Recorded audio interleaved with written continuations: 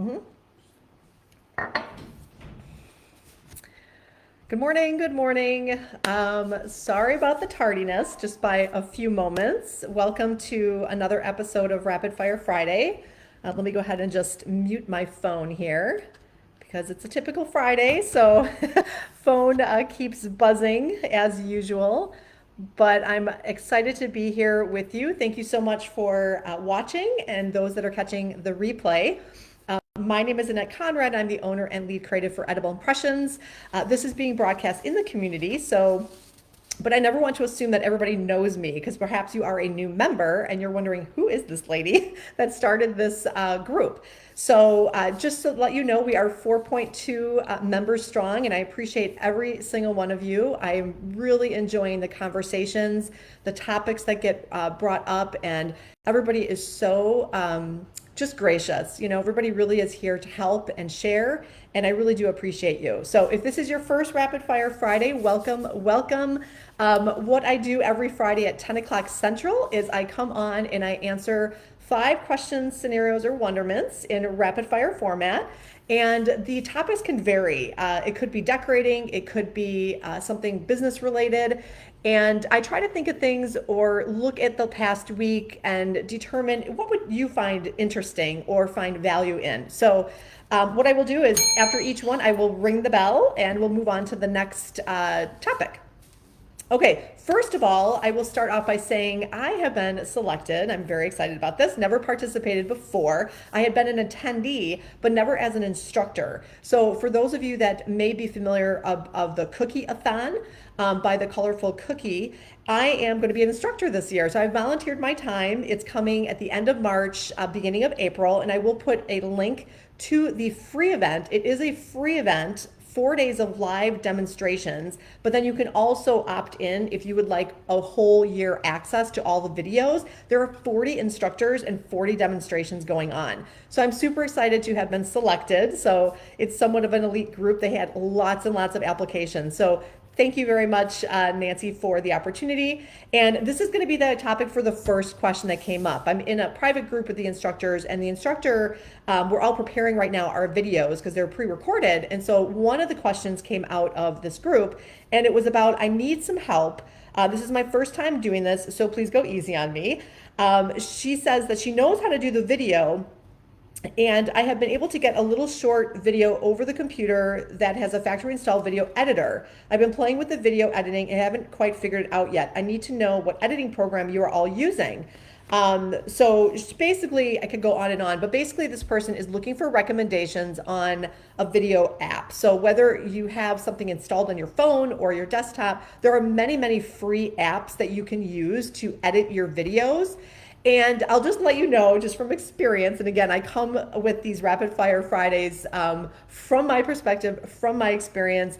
It's very easy to get lost, and it's very easy to get consumed by all the fancy filters and transitions and such. But what you always want to do is keep in mind your end user. So always keep that in mind. And so I found really great success with an app called InShot, and it is free. It's a downloadable app. And I think they may have a paid version, but I use the free version, and it's really easy. You download the video, you can shorten it, you can do all sorts of transitions, you can add music, although for the Cookie-a-thon, we do not add music. But it's really, really very user-friendly. So that would be my choice of apps for editing videos. So, all right, so that was the first one. All right. So again, thank you for being here. I really do appreciate your time. I know you have lots of options for online activities. So, okay, so the next one is, hi, I'm curious, what is the largest size class you teach without the use of technology? So we're talking projectors, microphones, videos. So what is the largest, this was proposed in one of the other Facebook groups. And for me personally, I have hosted in-person decorating, more of a free-form decorating, meaning more of just, here are some cookies, here's the frosting, here's all the fixings, go have some fun. So there's very little to no instruction whatsoever. I've done groups of 50, 60, even 70 people without the use of technology, okay? Now, even for my smaller instructional classes, I tend not to use technology. I have for just a handful of them. Honestly, my personal choice is to kind of get off the grid a little bit. We're always looking at our phones. And so I think when I do the instructional ones, I purposely keep those classes very small if it's going to be a step by step. And typically we're all sitting at the same table where all of the attendees can come up close and personal and see exactly what I'm demonstrating. So they don't have to rely up on a screen. I'm not knocking technology. I think it is a fantastic thing. And there is one venue that I really do like, in particular here in my community, that whenever I get the chance, I will use the screens, because when you are in a larger, maybe a larger space, I also want to keep in mind that some people, it's not easy for them to get up and down to come to the front of the room and whatnot. So having that use of a projection screen can be very helpful. But again, my choice is, if I can avoid the technology outside of a microphone, for those larger groups, you definitely want to have a microphone. But it's not a deal breaker if I don't have a screen and a projector for my attendees. And I actually prefer not. Okay, so the topic this week is a little bit about some classes and such. So the next one is, how do you charge for private workshops? I've been asked to host a workshop in someone's home for a birthday, all adults. They suggested 8 to 12 people. They provide the food and beverage. Do you charge per head with a minimum attendance like any other public workshop? And what other things would you consider?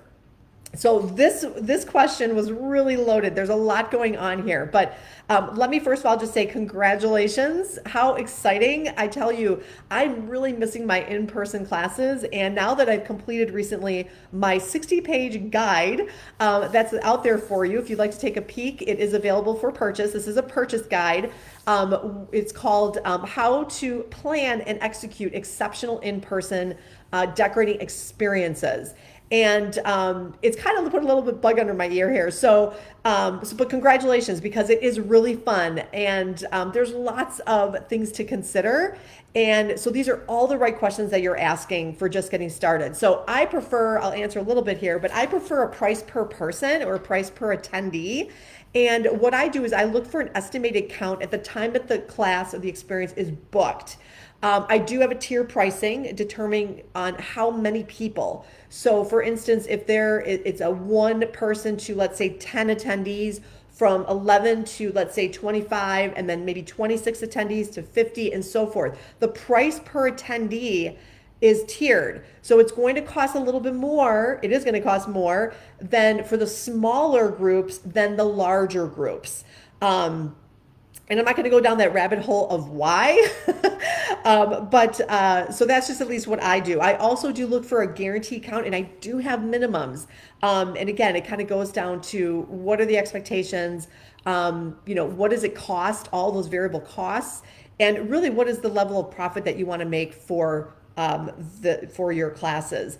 I do look for full payment then prior to the day of the experience.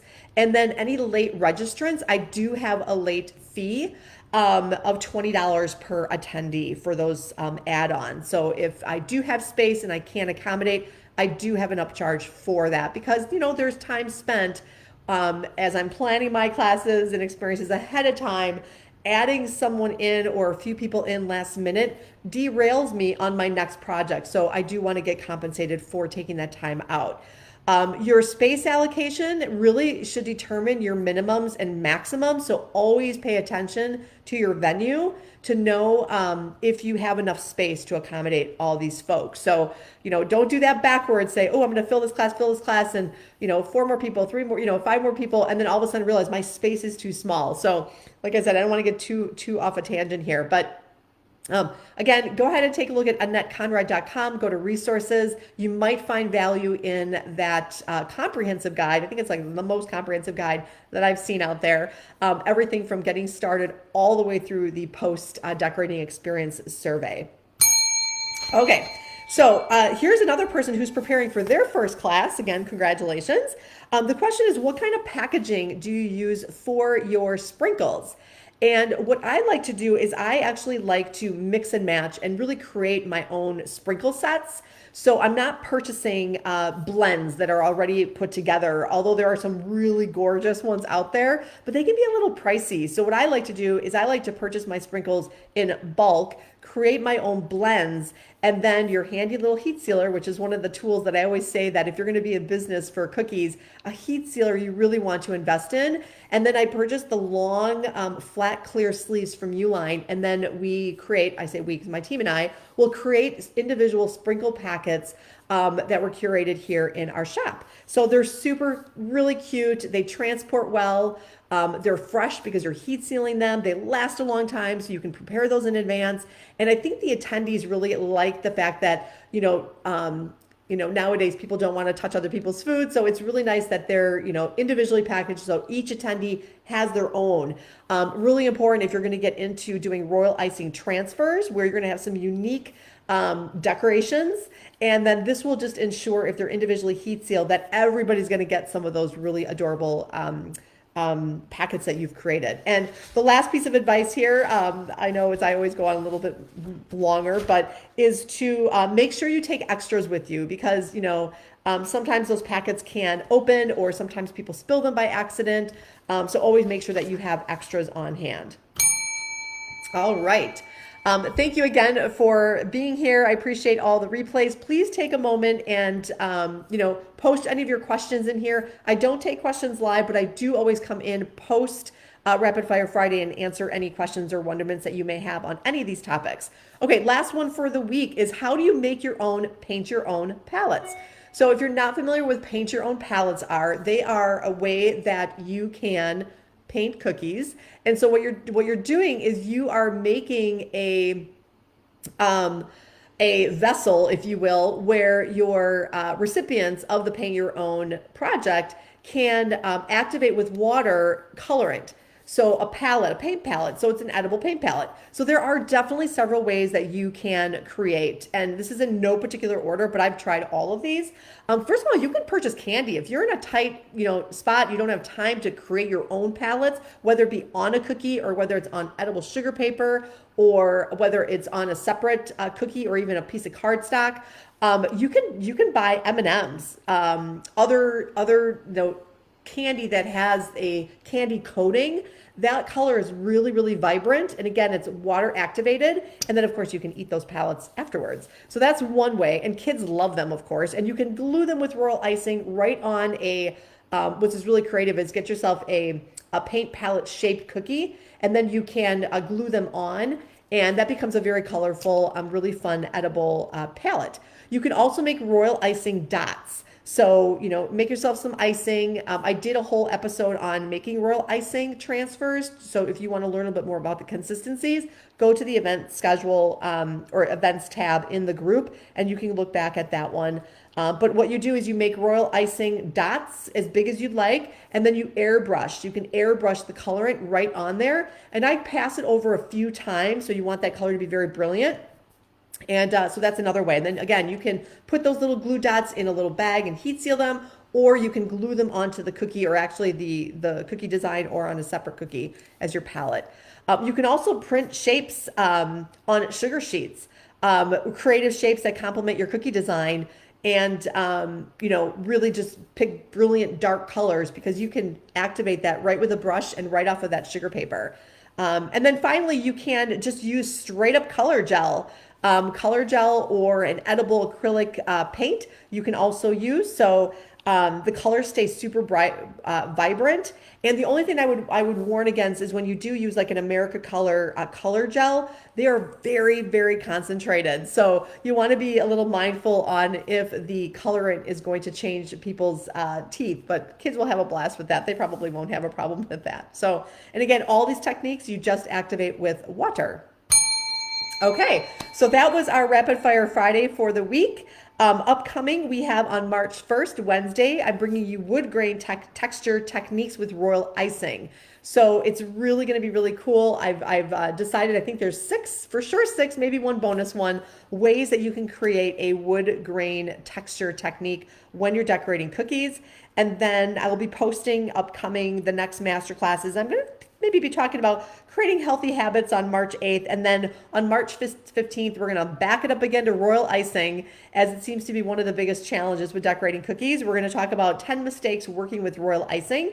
And as always, you can go to AnnetteConrad.com. I have a couple free resources, and then please get yourself a copy if you are dabbling or if you're thinking about dabbling into in-person decorating experiences. I really encourage you. Not only do you get the 60-page guide, but you also get a recording, a 90-minute recording from a class that I had on that exact guide. And then also it includes a one-on-one consult with me as well. So thank you so much for your interest, and I hope everybody has a fantastic weekend.